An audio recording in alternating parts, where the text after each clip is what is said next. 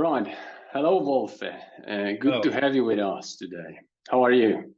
I'm fine. How are you? I'm good as well. How is Oktoberfest this year? I mean, it's the first one after 2 years, right? That started last week. Yeah, the last one we had 2019, which is 3 years ago, and everybody is very excited that it started again. However, you have to be careful about the pandemic. So there are certainly a lot of corona infections. However, it's a lot of fun. Great to hear that. I need to attend one. Probably not this year, but maybe next year. I'll come. All right. So thank you for accepting my invitation to be our guest on the or in the SPM interview series with experts, where we touch upon various aspects about strategic portfolio management, everything from innovation uh, to business development. And actually, business development domain will be our leading subject for today. You started your professional career at one of the largest and most recognized management consulting firm in the world, which is McKinsey. And then you work for primarily software development domain, focusing also primarily on business development. Hence, I'm glad that we will have a chance to discuss the link between SPM and the business development function. What do you think? How do you think the standardization and transparency that comes along with strategic portfolio management can actually positively influence creation of new business models? And what Well, might be the actually, link between SPM and business development? the answer is already set in the question to some extent. The first word is standardization. If you have strategic portfolio management and standardize it, that means you constantly review it. You put activities behind each project. You prioritize. You might even put decision processes and timings behind and responsibles and accountable people. So the standardization helps a lot to actually in this full set of different projects you have some kind of systematic approach and less, let's say, less topics will fall up and down the table. The second word is transparency. Companies are pretty complex organisms, and you have the opportunity to organize in hierarchies and clear processes and rules, splitting responsibilities and tasks and small bits and pieces, or you organize in teams who drive one topic basically alone in some kind of, you call it agile mode to make it very simple. The first alternative, communication, usually is basically from top to down. So if you want to have communication between two teams next to each other, one has to report up and then it goes down on the other angle. This organization is structured, but it's not good if you're in a very fast and dynamic environment. So in the second organization, each team can react quickly on each change in the environment, but you need to have a clear communication, let's say, across all teams, what everybody is doing, at least what direction everybody is going, so that the whole system of, let's say, the different teams are to some extent coordinated in what direction they are going, and software can support this communication. So this transparency of content direction and the structure, SPM software can help a lot to manage today's organizations. Right. Thank you for that. So clearly, not only transparency and standardization, but also focus on communication is the key, and focus on this agility and agile mindset when it comes to new business models. So you are able to pivot rapidly and change directions. This kind of brings me naturally to my second question, which will be about new business models, really.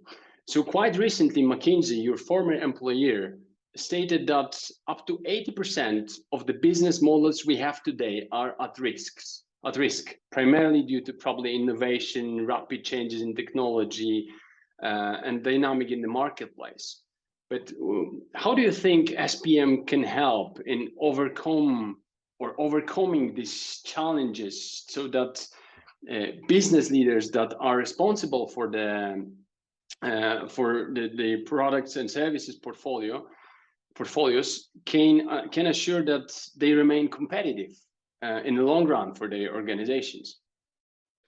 Well, first of all, the business models, 80% of the business models are at risk, means that through technology and new environment and changes and how possibilities you can do with technology, etc., these business models are at risk. It's something which is more or less external. So it's not necessary that 80% of the companies are at risk. Mm-hmm. However, Right. if you are in a company which business model, and most will face that, is disrupted or at least at risk to some extent, you need to adapt, you need to change with smaller or larger changes. If you use software like the SPN category, you can organize your different strategic projects and still, let's say, check and balance all the time whether your resources necessary for your internal change are still put into the right direction, because over time things might change, and the circumstances and basis of decision to start one project might be different right now. So you might reprioritize your different projects, meaning that your business model change you want to achieve might be achieved by a different set of Right. projects. So by using these software, you can at least foresee the disruption, for example, of technology of your business model, and actually act quicker. And in some cases, you really need to cannibalize your business, and you have to be brave to do so. Otherwise, somebody else will. Yeah, I'm smiling because this cannibalization aspect is probably the toughest decision to make ever for a business leader. Because once you have sort of decided upon a certain directions, and you've sort of kicked off a certain initiative, and you're halfway there, but all of a sudden you realize that the business model is not valid anymore. Making that decision to stop is very hard if you don't have the data to prove it. So you're absolutely right. And looking at this entire life cycle of a product or service, not only focusing on this initial aspect of approval stage, and project, but also primarily on this kind of active sale when you have this asset in place. So my final question, Wolfgang, will be about advice you would have for senior business leaders that are primarily focusing on the business development and strategies. As we live in very uncertain times, assuming that somebody that is responsible for the business development function would like to start implementing SPM, what should they consider, and actually how they can go about it so that they have this gradual step-by-step process of implementing the SPM into their organizations? Well, first of all, we're talking about a strategic portfolio management. That means this is the set of strategic projects you are driving in your company, and by nature, this is the top management duty. So first of all, you need some kind of top management attention and awareness, and actually they have to stand behind it. Secondly, this leads to, let's say, the classical success factors of projects like that at least there should be one sponsor who's taking care from the top management, that the resources are provided. You select a champion who's driving that operationally, and you run a proof of concept. However, a proof of concept only is, in my view, with this, let's say, generation of software, let's say, a trial to see how it in general works, because the proof of concept usually involves only, let's say, 1, 2, 3 projects. So just to see how you put the information to the project, and if it's if you see the right things on the right stage, etc. But at the end, we are talking about a portfolio of strategic projects, and by nature, this means the majority, if not all, strategic projects should be involved to really, let's say, discover the full value of such kind of project. So it's basically by rolling out to as many strategic projects as possible to set up this whole portfolio. This will bring the real value. So proof of concept as one stage of checking and balancing whether it really works in the sense of can I put in data, can I calculate risk factors, etc. So the factors: top management attention, sponsorship, champion, run a POC just to check, but at the end roll it out, let's say, with as many projects as you can.